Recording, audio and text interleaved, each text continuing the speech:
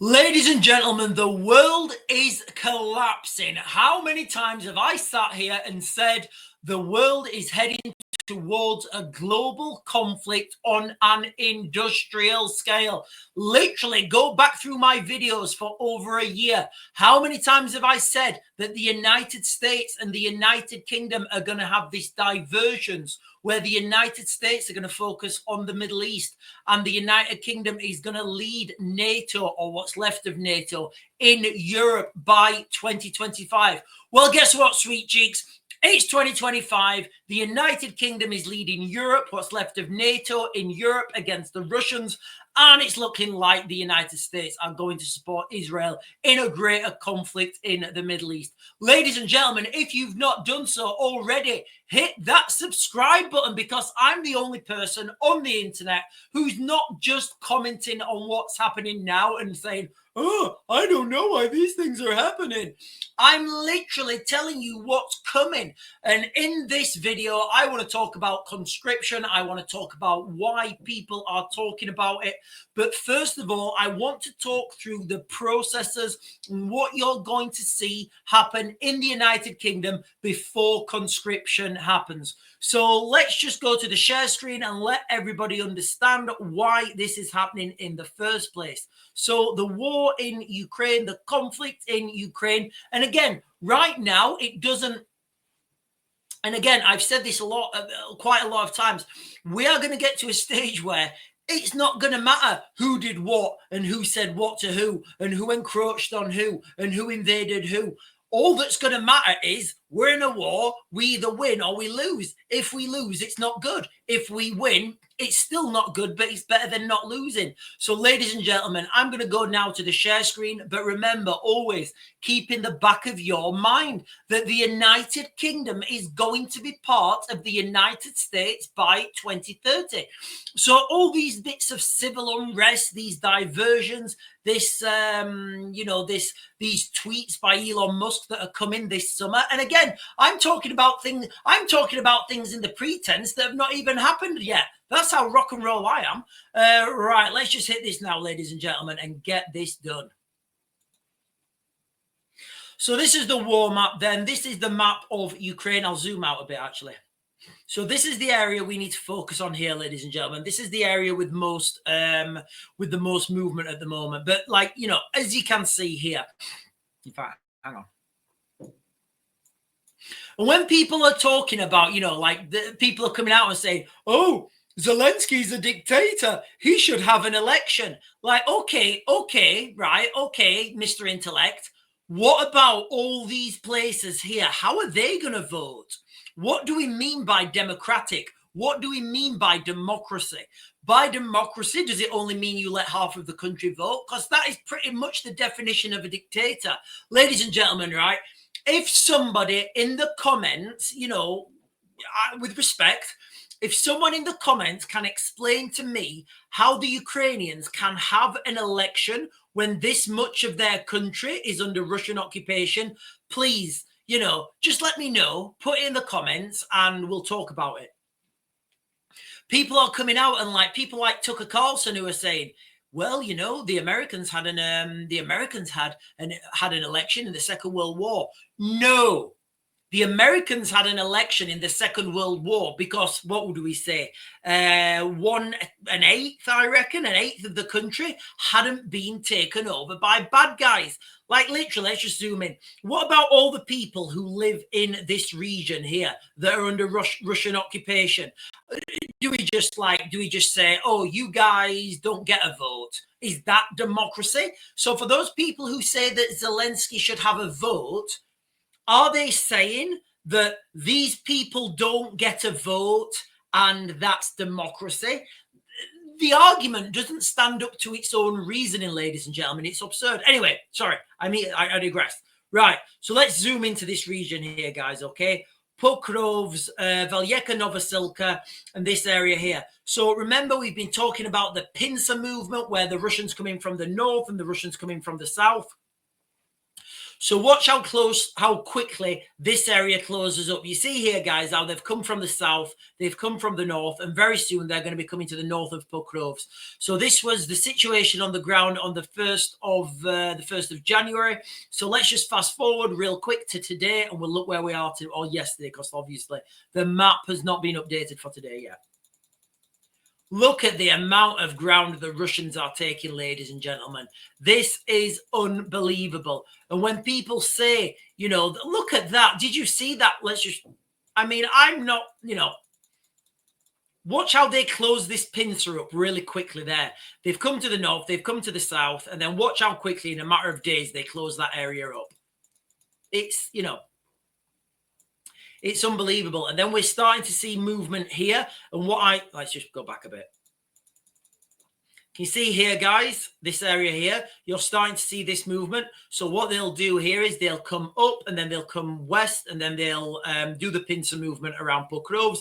And then it will be over for Pokrovs like it's over for all those other I guess they're Russian now, Ukrainian townships, cities, whatever you guys want to call them.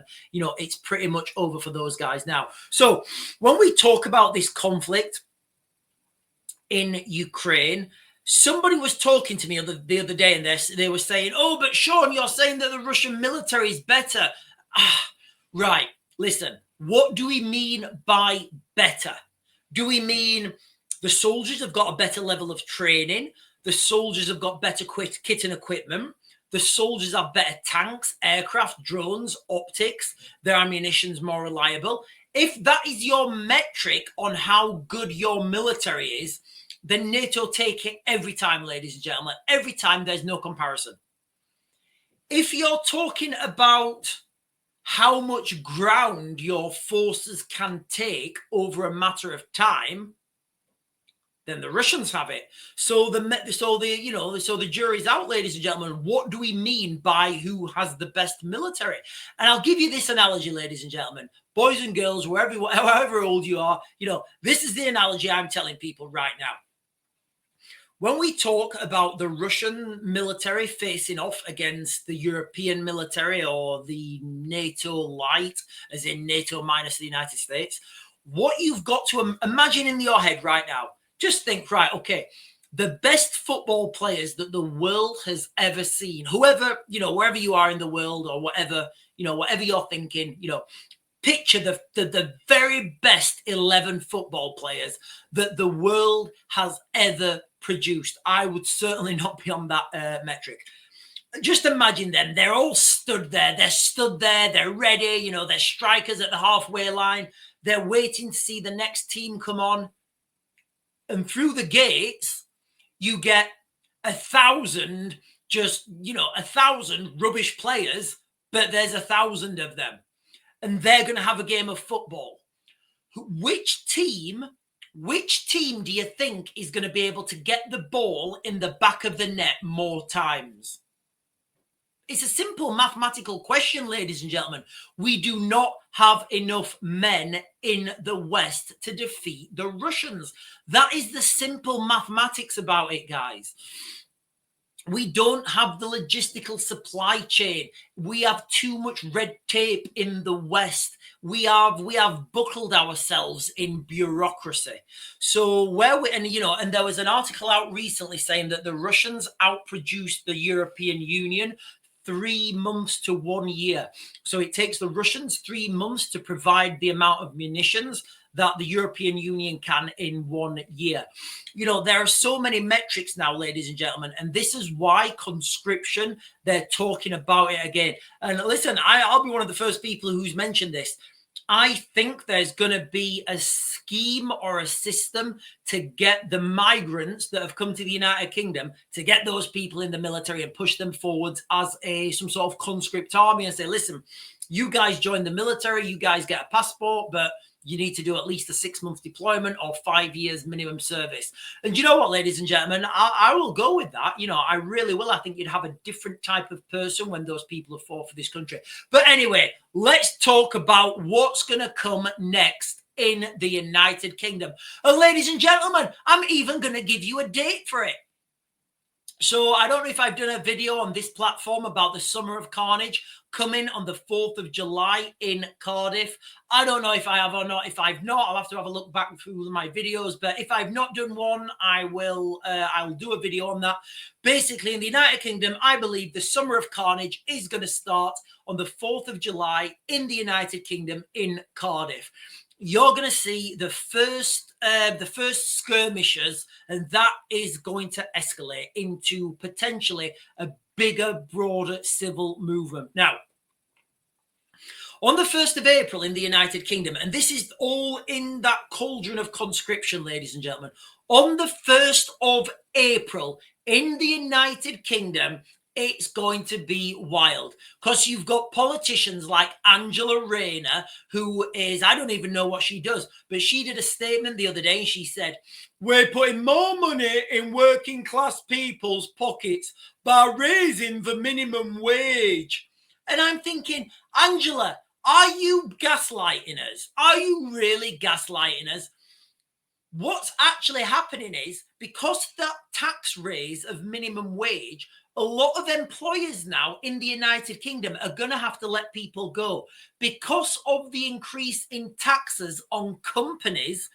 Those companies are going to have to let a lot of people go. It was out in a recent news article that 67% of retailers in the United Kingdom are going to have to price hike. When you price hike, people stop going through the door. They stop buying things. Once that happens, you get demand destruction. Those companies go bust. So on the 1st of April, this is all going to be implemented.